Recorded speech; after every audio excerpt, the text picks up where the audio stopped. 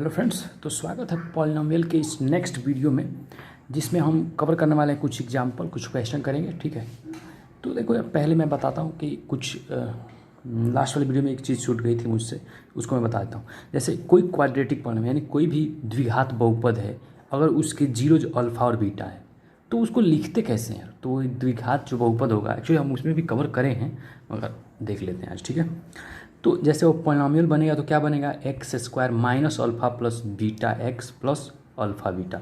इसका वो क्या बोल सकते हैं, यानी अगर कोई पॉलिनोमियल हमारा जिसका दो ठो शून्यक हैं, दो जीरोज हैं अल्फा और बीटा, तो उसको अगर एक्स में पॉलिनोमियल बनाना है तो क्या लिखेंगे, एक्स स्क्वायर माइनस, मतलब जब योग करेंगे ना तो उसके पहले क्या होना चाहिए, माइनस होना चाहिए, इंटू एक्स प्लस गुणनफल ऑफ जीरोज। ओके, उन दोनों शून्य का गुणा।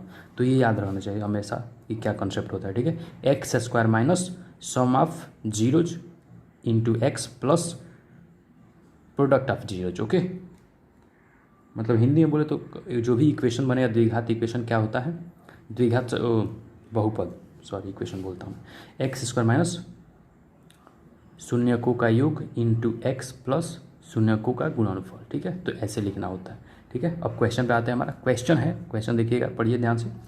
Find the zeros of the polynomial, मतलब पॉलिनोमियल है, दिया रखा है यहाँ पे 6x square minus 3 minus 7x and verify the relationship between the zeros and the coefficient.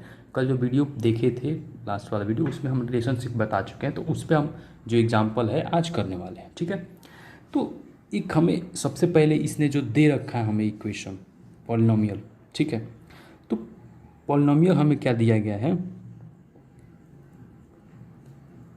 Given that हमें दिया गया है कि पी एक्स में पॉलिनोमियल मानता हूँ। ठीक है, तो इसको मैं क्या लिखूँगा, 6x स्क्वायर और -3 है तो इसको -7x -3 भी तो लिख सकते हैं, कोई दिक्कत थोड़ी ना है, लिख सकते हैं ऐसा। तो सबसे पहले हम इसमें का शून्यक फाइंड करेंगे, यानी जीरोज फाइंड करेंगे। उसके बाद से इसे रिलेशनशिप बताना है, जीरोज में और कोएफिशिएंट में रिलेशन, संबंध क्या है उसको भी दिखाना है, तो उसको भी कर लेंगे, क्या दिक्कत है। ठीक है जी, ओके, स्टार्ट करते हैं। तो ज़रा देखो इसको, 18, ओके, 18 मतलब -18x स्क्वायर, तो 18 में 9 में से 2 घटाएं 7 आता है, तो इसको यानी 9 में जोड़ना पड़ेगा। 6x स्क्वायर, ठीक है, माइनस में है तो -9x प्लस 2x -3, ये हो जाएगा।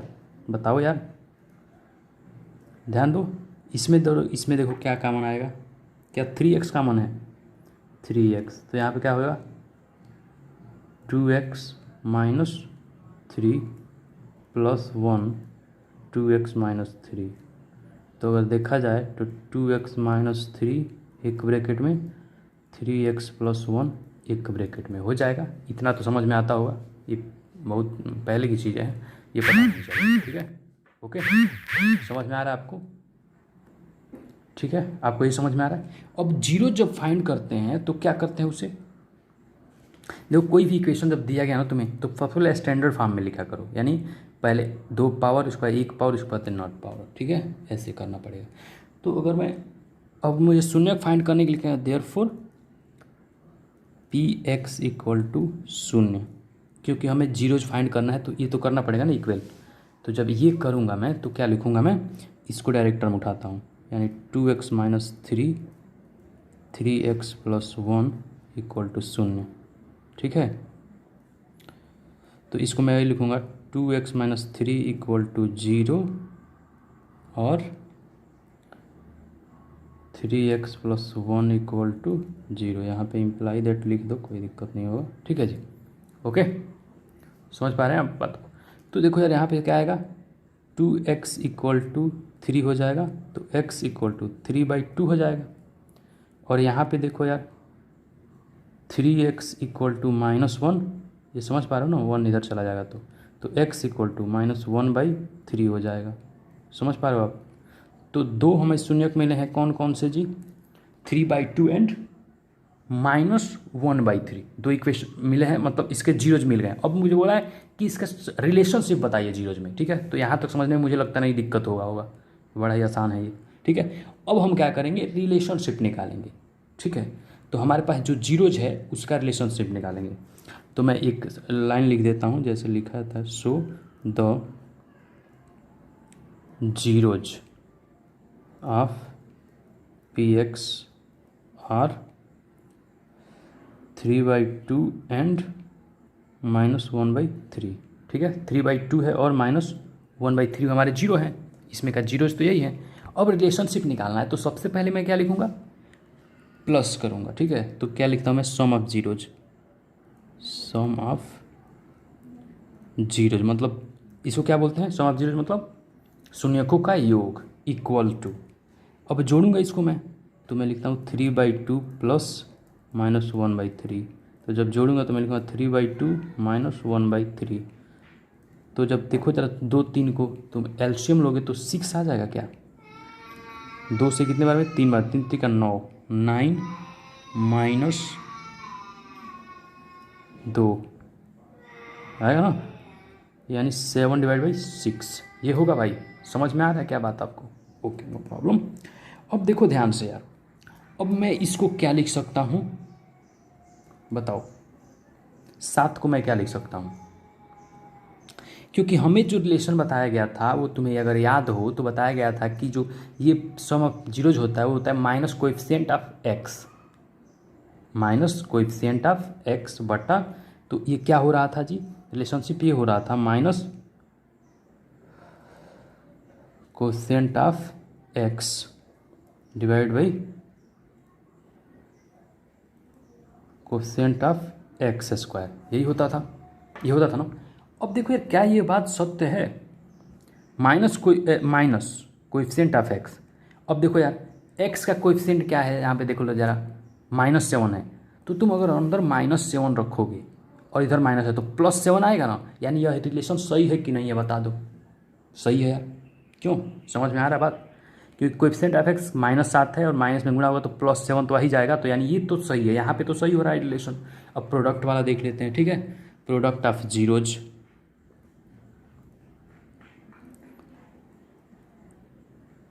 तो क्या है प्रोडक्ट में, 3/2 इंटू -1/3 गुणा करो तो -3/6।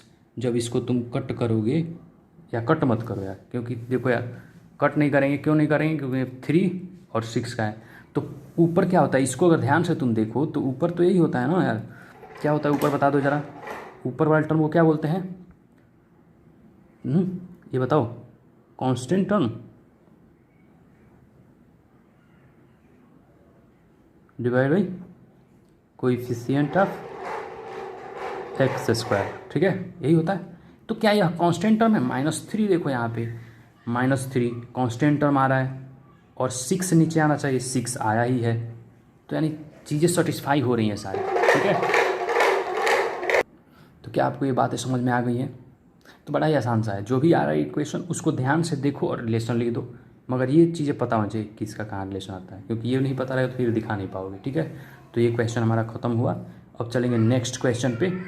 ओके, हाँ, तो नेक्स्ट क्वेश्चन आपके सामने है, क्वेश्चन नंबर 2 है, if the product of zeros, if the product of zeros of a polynomial, मतलब अगर किसी शून्यकों का, मतलब इस बहुपद के ax² - 6x - 6 जो बहुपद दे रखा है इसने, इसके शून्यकों का गुणनफल कितना है, 4 है।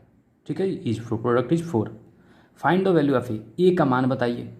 तो क्या तुम ये मुझे बता सकते हो कि कोई भी इक्वेशन दे रखा है, अगर दिया रहता है तो उनका गुणनफल क्या होता है, बताओ यार, सिंपल तरीके से बताओ। तो पहले इक्वेशन क्या दिया है, गिवन पॉलिनोमियल क्या है, ax² - 6x - 6 है। ठीक है, वी नो दैट, हम जानते हैं कि प्रोडक्ट के बारे में बोला है इस, ठीक है, तो product of zeros equal to क्या होता है, कांस्टेंट टर्म, ऊपर वाले क्वेश्चन में निकाले हैं इसको, बटा कोएफिशिएंट ऑफ x², यही होता है। क्लियर बात, ये समझ में आ रही है भाई, क्योंकि ये समझना जरूरी है। तो प्रोडक्ट ऑफ जीरोज क्या दे रखा है इसने, 4 दिया है ना, प्रोडक्ट ऑफ जीरो 4 दिया है, तो मैं इसके नीचे में 4 लिख लेता हूँ। ठीक है, इक्वल टू कांस्टेंट टर्म इसमें क्या है ज़रा देख के बताओ, क्या कांस्टेंट टर्म -6 है? ये देखो यार, एक्स स्क्वायर का गुणांक क्या है 1 है, एक्स का गुणांक -6 है और कांस्टेंट टर्म भी क्या है -6 ही तो है। ठीक है, तो ज़रा देखो यहाँ पे कांस्टेंट टर्म क्या हो जाएगा -6 divide by coefficient of x square a है, तो ए आ जाएगा यहाँ पे। ठीक है, अब ए को इधर ले जाओ, तो ए को इधर ले जाओगे तो क्या होगा, ए इक्वल टू -6/4। ठीक है, तो जब इसको काटोगे 2 से तो क्या होगा -3/2, तो ये हमारा आंसर हो जाएगा ना यार, बताओ ये हमारा आंसर होगा कि नहीं होगा? तो सॉल्यूशन इज़ वेरी स्मॉल, बहुत स्मॉल छोटा सा आंसर है। ठीक है, और ये क्वेश्चन 2019 में पूछा गया है CBSE वालों के द्वारा। ठीक है, तो ये अच्छा क्वेश्चन है यार, वैसे ज़्यादा हार्ड भी नहीं है और अच्छा क्वेश्चन है यार बोले तो। ठीक है, समझ में आ रहा है क्या बात? डायरेक्ट प्रॉपर्टी यूज कर ली है। ठीक है जी, तो इससे क्लियर कर लेना कि इस तरह के भी क्वेश्चन पूछे जाते हैं एग्जाम में। ठीक है, नेक्स्ट क्वेश्चन पे चलेंगे। बोल रहा है इफ़ 1 0 ऑफ द पॉलिनोमियल, मतलब कोई एक जीरोज है, मतलब पहला शून्यक है इस बहुपद का जो दे रखा है यहाँ पे, इज रिसिप्रोकल, रिसिप्रोकल में व्युत्क्रम या उल्टा बोल सकते हो। ठीक है, of the other find the value of a. ठीक है, ए का मान बताना है, मतलब लेट मानते हैं कि जो पहला जीरोज है इसका, let first zero of the polynomial equal to alpha मान लिया जाए। अल्फ़ा मान लो पहला क्या है, अल्फ़ा है। ठीक है, तो सेकंड क्या होगा, देन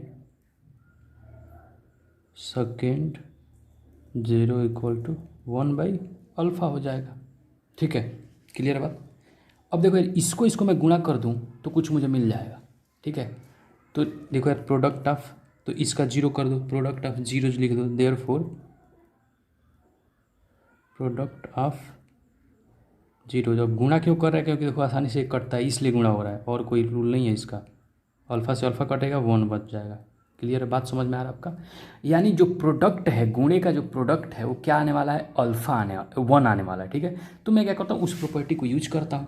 अब जब प्रोडक्ट ऑफ जीरो क्या होता है, बट प्रोडक्ट ऑफ जीरो क्या होता है, जीरो इक्वल टू, तुम्हें पता है क्या होता है, कांस्टेंट टर्म। कांस्टेंट टर्म का मतलब समझ, constant term divide by coefficient of x square, जो भी इक्वेशन दे रखा है उसमें से। ठीक है, अब इसका मतलब है गुणनफल जीरो का शून्यकों का गुणा इक्वल टू कांस्टेंट अचर पद बटा एक्स स्क्वायर का गुणांक, यही होता है मतलब। अब देखो इसमें अचर पद तुम्हें दिख रहा है क्या, इसमें 6a है अचर पद, और एक्स स्क्वायर का गुणांक क्या है, a² + 9 है, वही लिखेंगे। तो यहाँ पे जब लिखेंगे तो क्या आएगा, ऊपर क्या आएगा, अचर पद बटा ये, तो और प्रोडक्ट कितना दिया है, प्रोडक्ट हमने ऊपर मिला है 1, तो 1 बराबर में लिखे कांस्टेंट टर्म 6a। ठीक है, 6a और a² + 9। ठीक है, बटा, तो यहाँ पे लिखूँगा मैं 6a बटा a² + 9 लिख दूँगा। ये समझने में दिक्कत तो नहीं है भाई, बड़ा ही आसान है। अब मैं इसको गुणा करा देता हूँ, तो मैं लिखूँगा a² + 9 इक्वल टू 6a। ये होगा, बताओ यार, ये होगा ना, ये होगा। ठीक है, अब इसको मैं अगर और आगे जाता हूँ तो मैं लिखूँगा a² - 6a + 9 इक्वल टू 0। अब तुम्हें इसको ध्यान से देखना है, इसको मैं क्या ये लिख सकता हूँ, a² - 2 × a × 3 + 3a² equal a - b का होल स्क्वायर हो गया ये, a² - 2ab + b², तो a - b का होल स्क्वायर यानी a - 3 का होल स्क्वायर तो है ये, यही है ना यार, देखो ध्यान से भाई तब पता चल जाएगा, यही है क्या। तो मैं क्या लिख सकता हूँ यहाँ पे, ये लिख सकता हूँ कि ये क्या हो जाएगा, a - 3 इक्वल टू 0 भी तो लिख सकते हैं, क्या दिक्कत है। और ये क्या गिव करेगा हमें, a equal to 3।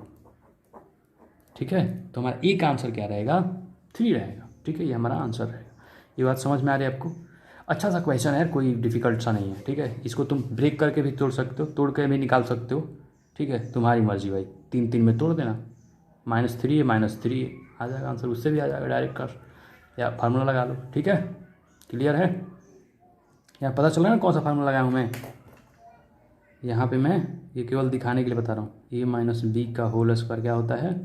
A square minus 2ab plus b square, वही लिखा था तो यहाँ पे चले गए। ठीक है, समझने के लिए केवल। ओके, नेक्स्ट क्वेश्चन पे चलेंगे।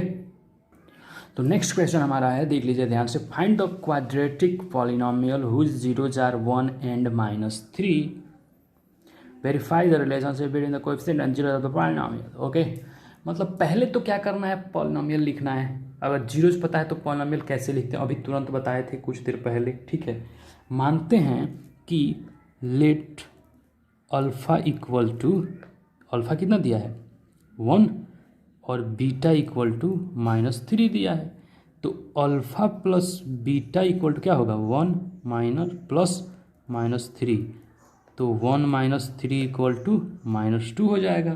क्यों भैया? अल्फ़ा बीटा इक्वल टू क्या होगा 1 इंटू -3 यानी -3 हो जाएगा। क्यों भैया? ठीक है क्या, बताओ यार। ओके, तो जो रिक्वायर्ड पॉलिनोमियल हमारा बनता है, क्या बनता है?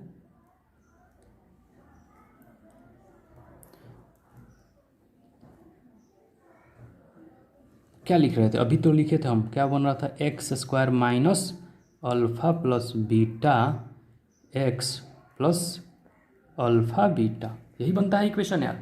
पॉलिनोमियल तो ही बनेगा इससे। अब बोला है इसने पहले पॉलिनोमियल, क्योंकि 2 शून्य दिया है पॉलिनोमियल उससे बनाई, तो शून्य एक 1 दिया था, एक 3 दिया, -3 दिया था, तो मैं इसे लिख लिया। अब पॉलिनोमियल तो यही बनेगा हमारा। अभी तुरंत क्वेश्चन जब स्टार्ट किए थे वीडियो तुरंत बताए थे हम तुम्हें। ठीक है, तो x square minus alpha plus beta का मान -2x प्लस गुणा -3, तो ये क्या बनने वाला है? यानी x square minus minus plus plus 2x -3, ये बनेगा हमारा रियल इक्वेशन, ये बनने वाला है। क्लियर है बात? ये बात आपको समझ में आ रहा है? ओके, अब बोला है रिलेशनशिप निकालिए। ठीक है, तो रिलेशनशिप निकालिए यानी सम ऑफ जीरोज, तो सम ऑफ जीरोज यानी क्या बोलते हैं इसको? सम ऑफ जीरोज को क्या बोलते हैं? शून्यकों का योग, बराबर कितना मिला था हमें यहाँ पे? -2 मिला है। ठीक है, तो -2 लिखेंगे। ये क्या आना चाहिए? अब यहाँ पे देखो यार, अगर मैं लिखूँ minus coefficient of x divide by coefficient of x square, क्योंकि इसको -2/1 भी लिख सकते हो आप। ठीक है, 2 है तो इसको क्या मैं ये नहीं लिख सकता यार, मैं दिखाने के लिए लिखा, -2/1 भी तो लिख सकते हैं इसको, बताओ यार, लिख सकते हैं ना? तो वहाँ से तो आप साफ साफ बोल पाओगे ये बात, बताओ। ओके, समझ में आ रहा है बात? क्योंकि ये -2 है, तो 2 है ना यार, माइनस रहता है, तो कोएफिशिएंट क्या है 2 है। ठीक है, तो यानी सही है ना यार? ओके, प्रोडक्ट क्या होगा? Product of zeros, product of zeros क्या है? -3 है, तो ये क्या होता है? कांस्टेंट टर्म बटा कोएफिशिएंट ऑफ एक्स स्क्वायर, यही होता है भाई। तो कांस्टेंट टर्म देखो यहाँ पे -3 है, तो -3 और इसको 1 लिख ही सकते हैं, तो यानी इसको भी सही कर रहा है, सेटिस्फाई कर रहा है। ठीक है बात?